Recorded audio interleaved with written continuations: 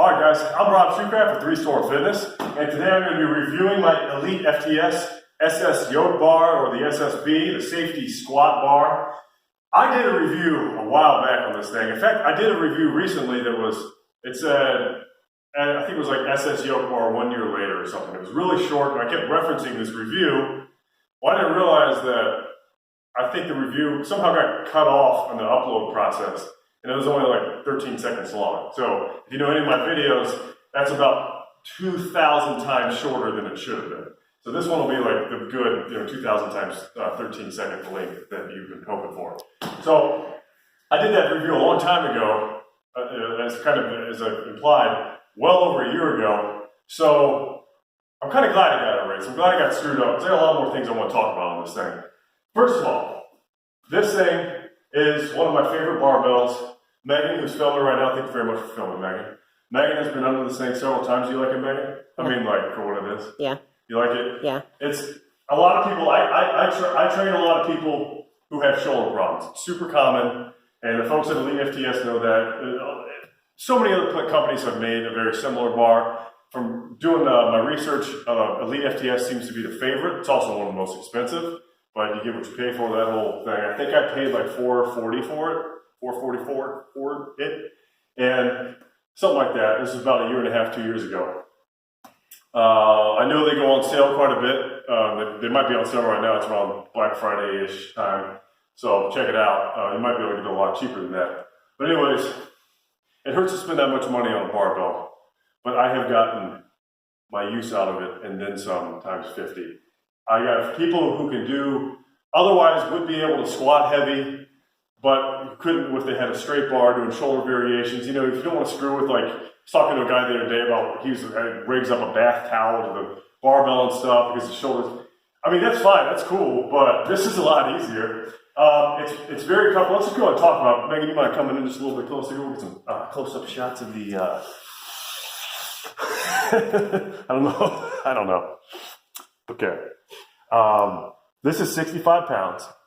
So it's about 20 pounds more than a standard Olympic barbell. You got this, see this kind of like shiny coating on it? It's almost like a new car kind of coating, gunmetal gray, if you will. The only downside about that, I'm just going to go ahead and say that my biggest negative about this thing right off the bat, and that is wear and tear. So you see this right here? See that funky stuff right there? That's from slamming the barbell, and everybody can get ready, and they don't like this, but that's from doing a lot of stuff like that. Zercher squats and front squats.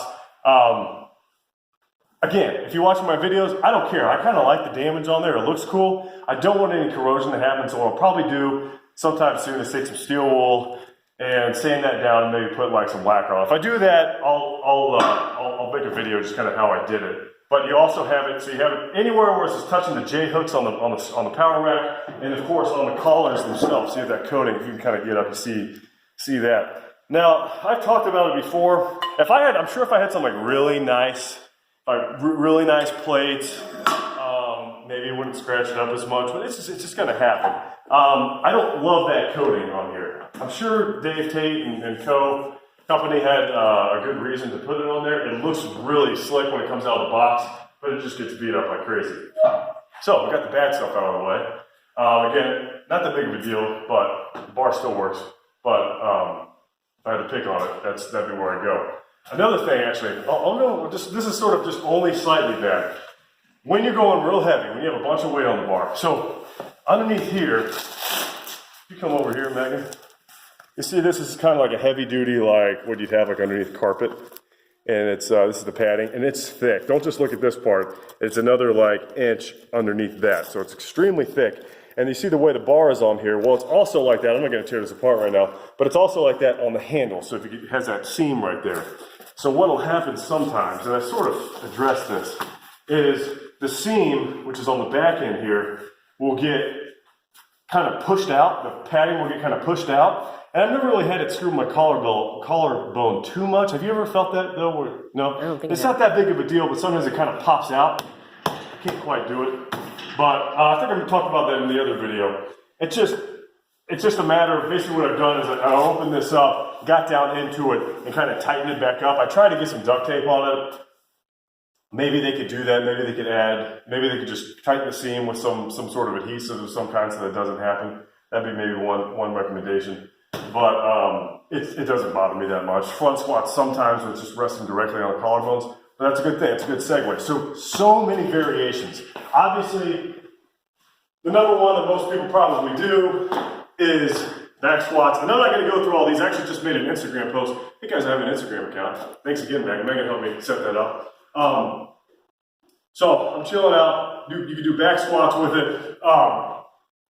Back squats are great. Kind of forces you into like an upright position. So whether you like that or you don't, is good for you. Good for working the thoracic stability, all that funky stuff. Where if you were doing more of like a traditional low bar squat, where you kind of, I don't want to say good morninging it, but you got that, the bars.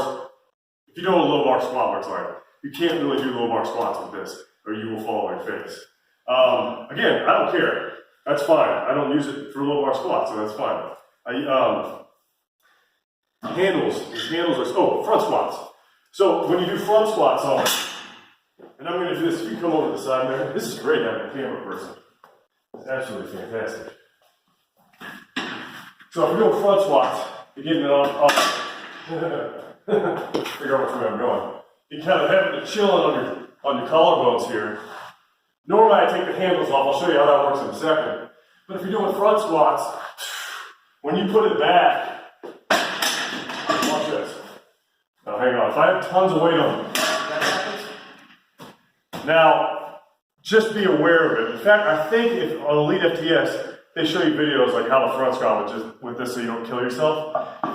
But if you had like 315 or whatever on this thing, and especially if you get these handles on, don't front squat with the handles. That thing whips, man. So you just got to be careful with that. Just something to be aware of. Zercher squats are these. Zercher carries. Any Zercher variation are so amazing. It's just like bear. It's like bear hugging a bear. A bear that's wearing vinyl that's ready for a night on the town. That kind of bear.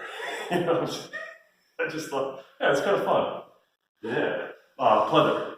Pleather? Yes. Yes. Okay. A pleather wearing bear. The man kind or the bear kind. It's like hugging one of those. I think that's the tagline for it. Anyways, moving on.